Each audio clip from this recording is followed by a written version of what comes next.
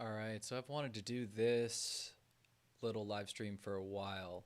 I actually tried a month ago or so, but more stuff has come up, so it's even better time. All right, so this quick live stream is just going to be about China and space and sort of what's been going on. So, over the last few weeks, but even really just the last couple of days, there's been all this motion in space arena, I guess you could say. And we're getting this whole narrative in the media about the US versus China in space. It's sort of like a space race 2.0, hence the title of this live stream. And it's a very galvanizing story. It feels like it has echoes of Sputnik, of sort of a great confrontation between two large superpowers. This whole story is very easy to gin up, and it feels really real. I think space is something that people are very afraid of, in a way.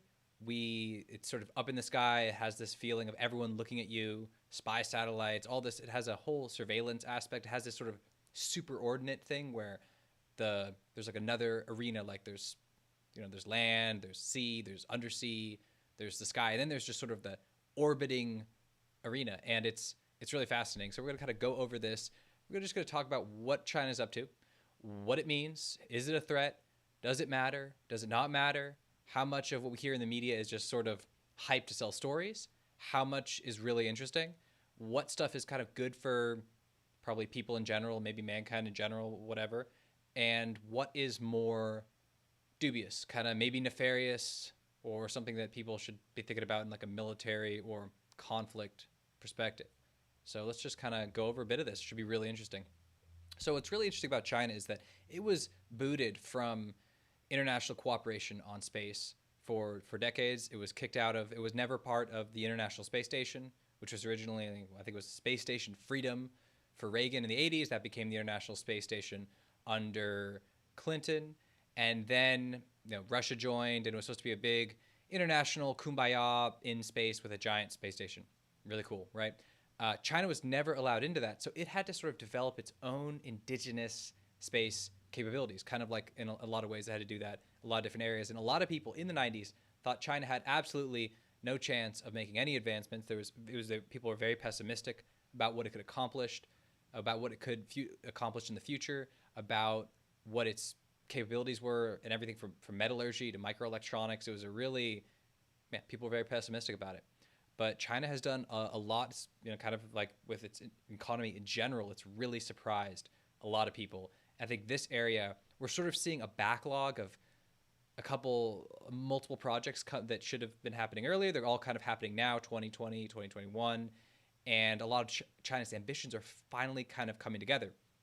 So last year, I think China, let's see what it did. I mean, it put up a probe. It has it had its first prototype of a new spacecraft, and this is important because its spacecraft and a lot of its actual space technology, for all it was sort of supposedly developing its indigenous capabilities, which was true in a lot of ways, it was also just buying and copying Russian designs, just as it did with aerospace in general, with a lot of its fighter jets.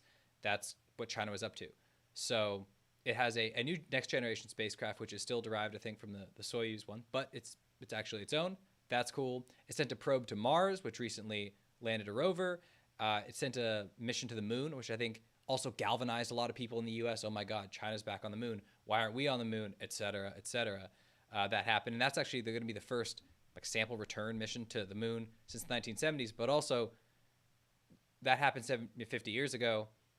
A lot of this, we really got to think like how much of this is science, how much of this is just political posturing. The U.S. didn't stay on the moon because it was super expensive, and once we kind of, I don't know, showed up the Soviets with getting to the moon, didn't really feel like it was producing all that much value to, at least that was what politicians thought. And there's a lot of science happened, but we'll really see if people actually want to pay the billions of dollars that are needed for it, which we'll get to in a little bit. But in 2021, China's had even more advances, and I think what people are focusing on now is the space station it's putting up. Space stations are super cool. Who doesn't like space stations? China likes space stations, that's for sure. And it's assembling its first space station, and it's using old Soviet designs again. But that's fine. I mean, one of the actual sections of the International Space Station basically looks like what they just set up because it's basically the same thing from the 1970s. It was the Mir space station that the Soviets had, and that's what we're seeing another version of. but people don't care. It's still cool. It still feels like space is now like a battlefield. It feels like Starship Troopers or something like that.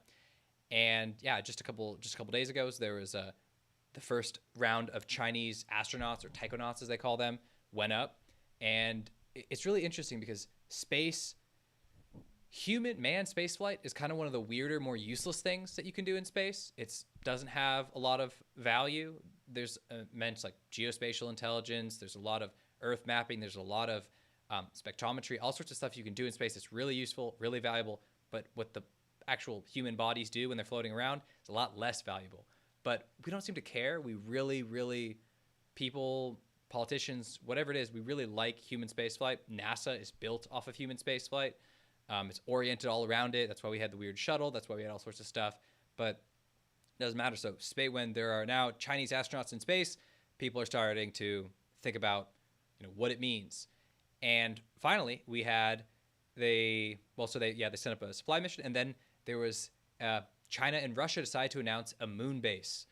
Very cool, right? Another moon base. I mean, who doesn't like to announce a moon base? But announcing a moon base is very different from actually creating a moon base. But what China does get is a lot of credit because it has done so well in all the other areas in developing its economy. Just like everyone didn't think China would become anything in 1998. They thought financial sector is a disaster and all these things were crumbling and there was all these problems in the state industries. It was going to collapse. It wasn't going to work.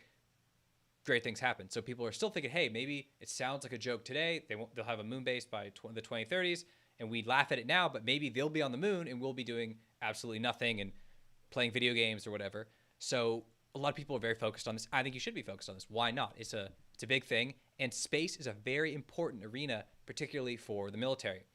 All military communications, targeting, everything goes through satellites. Not everything, but basically everything.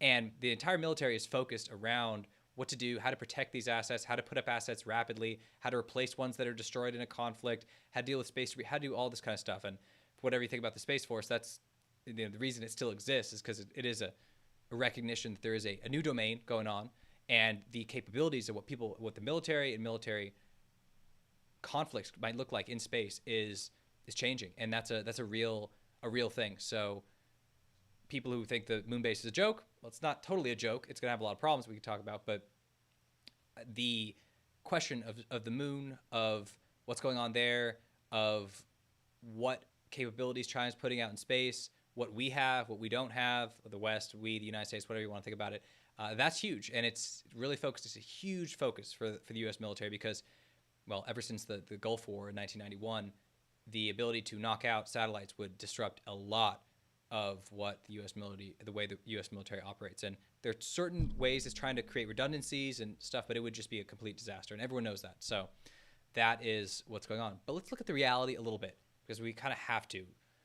What China is doing now is happening now. So it's using all sorts of new technologies, but it's also basically doing what the U.S. did 50 years ago. The space station it's putting up is basically a copy of Mir, which the U.S. had Skylab at that time, and that was, people probably don't know that. I mean, it's just a random space station, but it's cool. It has a cool name, so Skylab. And so the U.S. was putting up space stations like that in the 1970s. There are new stuff. There's new microelectronics. There's a lot of new, digital technologies mostly that are involved. But the actual stuff, the actual thing that the space station is made out of, the actual processes, they're very, very similar to what the Russians were doing. I'm speaking about the Chinese space station. And yeah, so it'll be about, I think it's supposed to be about maybe a third or a sixth, I actually forget the size of the International Space Station. And they're putting up in different pieces. But that, we'll get to that in a second. The other thing that China does, like in general, the reality of the Chinese space program is just that it's still running, it's a very different thing than the U.S. has now. So it uses rockets that have toxic fuels. They can, as everyone saw in the news, like it unpredictably falls anywhere. It often falls in Chinese farmers' fields. It's not the coolest thing ever. But what's really interesting is the U.S. back in, say, 2008 was trending in a very, very bad direction with its space program. It had a weird combined monopoly of this United Launch Alliance, which is a combination of Boeing and Lockheed Martin, which are the two major U.S. defense contractors for all things aerospace and Northrop Grumman, but whatever. Two of the major ones, and they had combined together to form basically an oligopoly, and it was bad. There was very minor innovation. It was not improving, and things got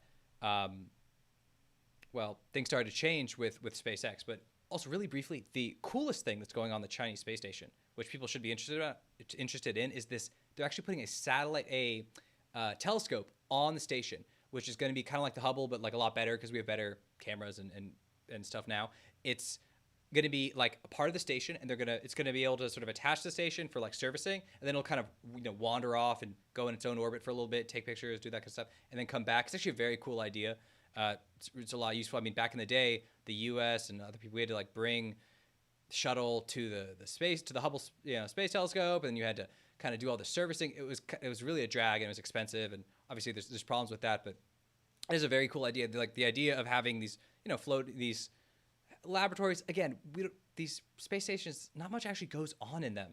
Like a lot of the planned activities, all this like microgravity stuff, all this the science. I mean, there's almost no science that can be justified by being in the extremely expensive environment of something like the International Space Station. So the U.S. is trying to figure out what to do with the International Space Station. I mean, I think it's supposed to fall down or like not be funded anymore in 2024, and they want to push it. Politicians are currently looking to push it to 2028, and there are plans to sort of break off pieces, have private space stations. That's all very cool. Anything that can become more sustaining is a really big deal because it costs billions of dollars. It requires a lot of extremely smart, hardworking NASA people to actually make all that work, to make the entire thing functional, to bring up the supplies, to maintain the orbits, to do all the servicing. It is an enormous operation to do the International Space Station, and it's also really expensive. So what happened though around 2010 is that a lot of new entrants enter the market, the space marketplace, particularly SpaceX, and just change the game. So anyone who's looking at what China is doing in space should really we need to first get a better understanding of what the actual space industry looks like, because it's being radically transformed right now before our eyes. And that transformation is happening in the US almost entirely due to SpaceX and now other players, but primarily SpaceX. So we'll just talk about that really quick. SpaceX totally transformed the launch business for space. So you can send up a lot of stuff cheaper, quicker, faster, and it's actually transforming things so quickly. It's leaving all of its competitors in the dust in the West and in China.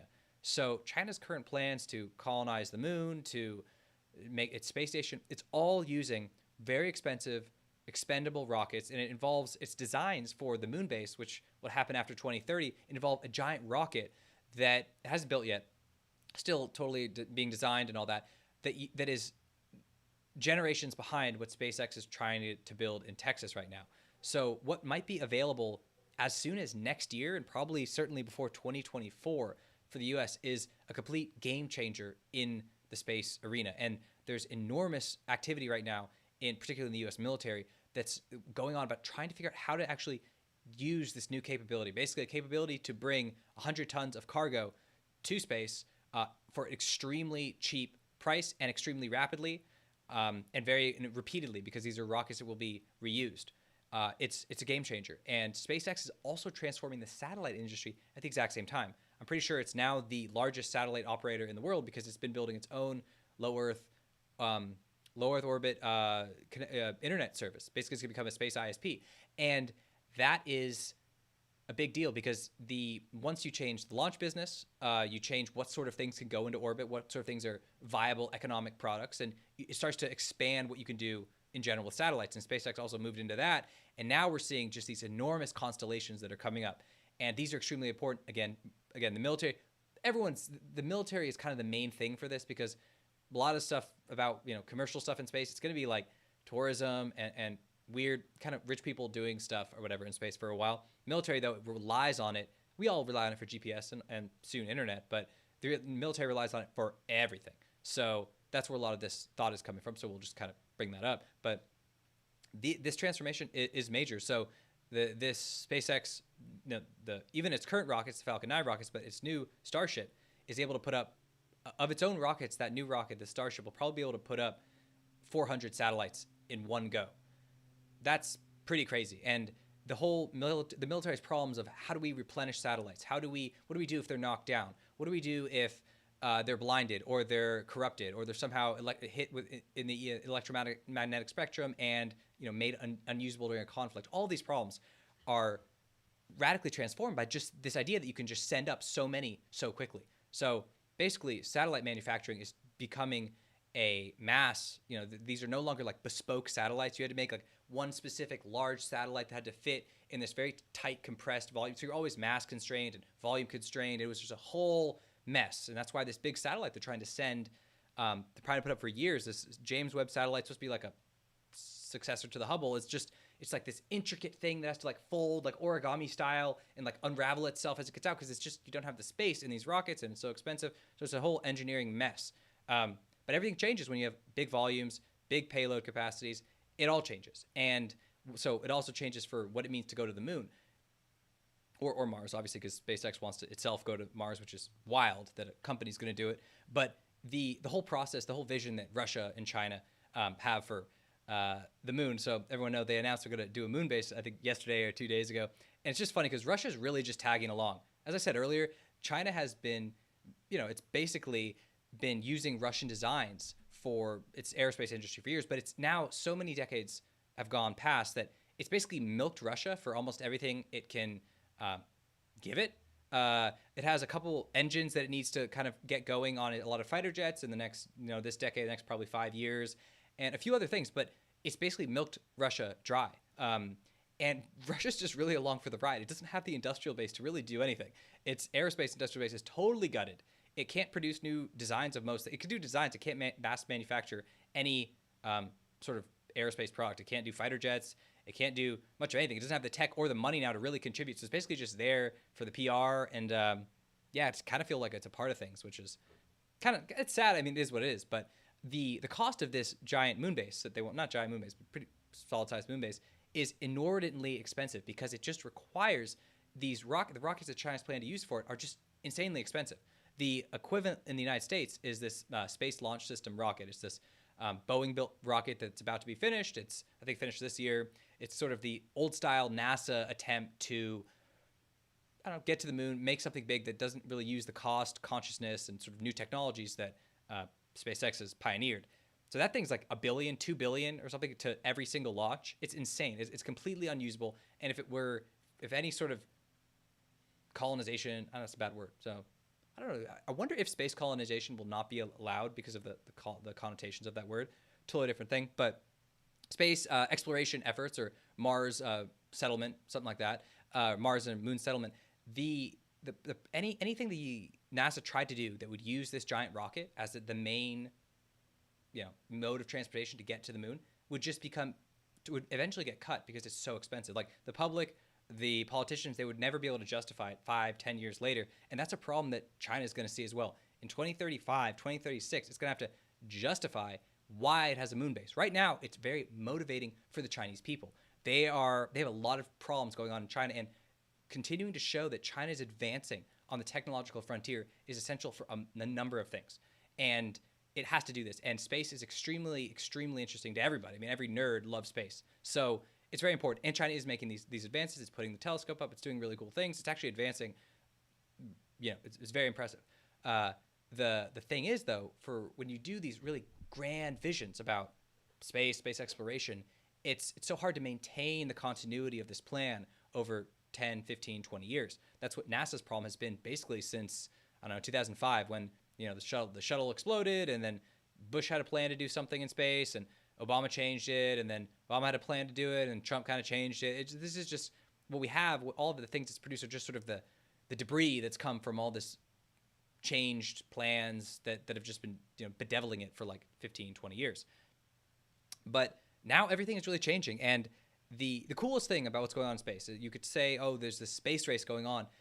That's really not the most important thing. It really is the private innovation we're seeing from SpaceX, and also probably from other companies like Jeff Bezos' Blue Origin eventually, other ones called like Rocket Lab. There's a bunch of them now because they're all kind of imitating SpaceX and trying to do their own thing, trying to make their own mark. But this is changing things so quickly that NASA's current plans for how to get back to the moon, which were pushed forward by the Trump administration, became this really cool, well-named Artemis program, kind of echoing the Apollo program. It's now meant to bring the first man of color and the first woman to the moon.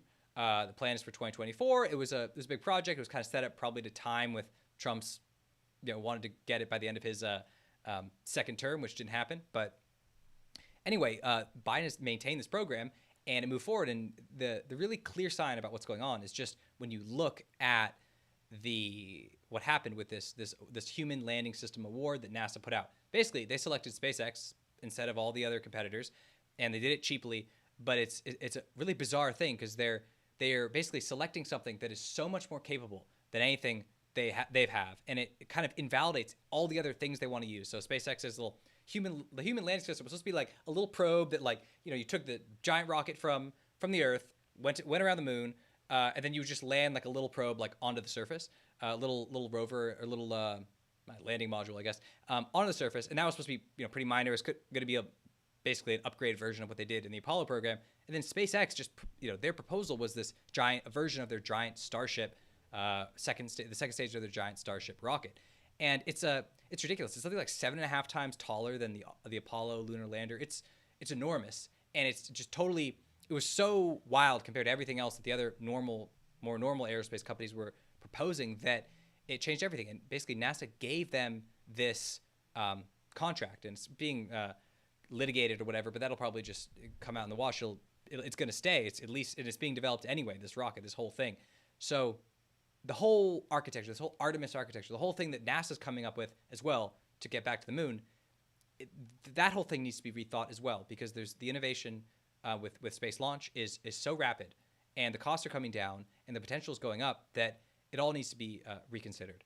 So, and it kind of will be. It's going to be a process because NASA is like a bureaucratic agency. There's all these constituencies. There's stakeholders. There's all sorts of different aerospace companies that want, they want pork, they want money, they want in on some of the action. So it'll take a while, but it's really like a transformative change. And the way to think about it as it relates to China is that China has no rocket that, China has no rocket that currently matches what SpaceX's Falcon rocket can do, and it probably won't at least until 2025. And its plan, like, to get to what it wants to do in 2030, it has to invest in a current rocket, in a larger version of a current rocket. It's planning that it has to invest in the current technologies it has. So by the time 2030 comes around, it's going to be 2 generations behind. There's almost no way to get around this. I mean, the thing about a lot of aerospace, the reason China hasn't been able to completely replicate a lot of U.S. fighter designs or even able to copy Russian engines, this is very intricate stuff. SpaceX doesn't have any patents, and you have to really work with it. It just takes a long time. It takes Blue Origin, a company, it's going to take it something like 10 years to develop this rocket engine that's been planning. There's just enormous lead times for this stuff. So you can't really get around it. You either have these technologies in the pipeline or you don't. And so even if China wants to just copy the ideas of what SpaceX is doing, it's good luck. I mean, SpaceX is the one on the cutting edge. We get to see what it's doing because it's very public about a lot of it. You get to see the crashes. You get to see Elon Musk will talk about whatever his plans are, the changes. And we're very involved in this process for the people who care about that. They can be, at least.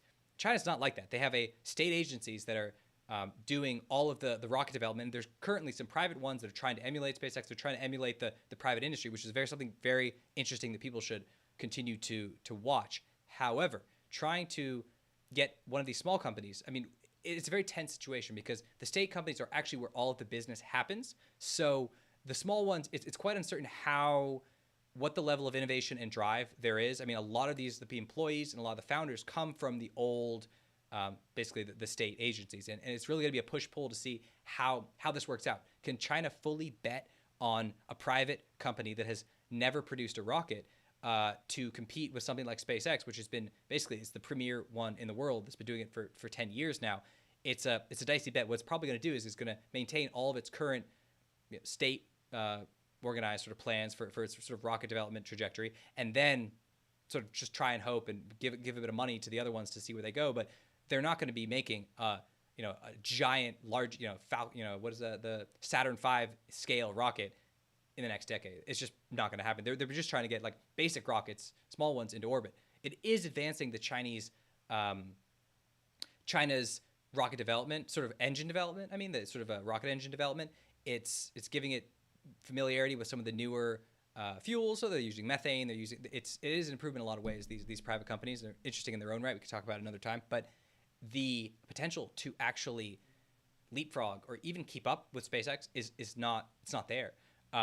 You can't, there's no patent, so you can't copy these designs. You can sort of try to do it, but if you don't have the rocket engine in particular, you don't have the Raptor rocket engine that, you know, is supposed to propel this new rocket to space, you're really kind of out of luck. You can't, you could try, you basically have to do your own thing. It's something really you just kind of have to deal with. So we'll see where all of that goes. But for now, the question about, okay, what is going on in space and what is China up to? Is this really a space race?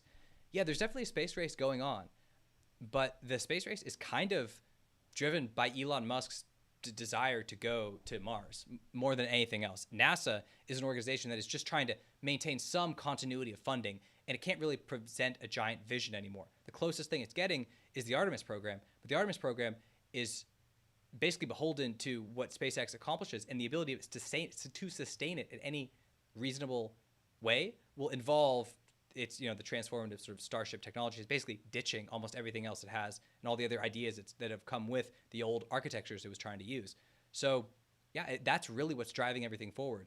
And China is very useful to the United States in this respect because it gives NASA. So currently the new NASA administrator is just going to Congress and saying, hey, we need more money. We need more everything. Look at China. It's pointing to China, just like the journalists are pointing to China, just like everyone's pointing to China.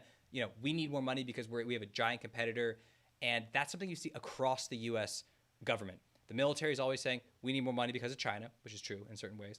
But it allows not only for a stability of funding, but it just lets you push for even more.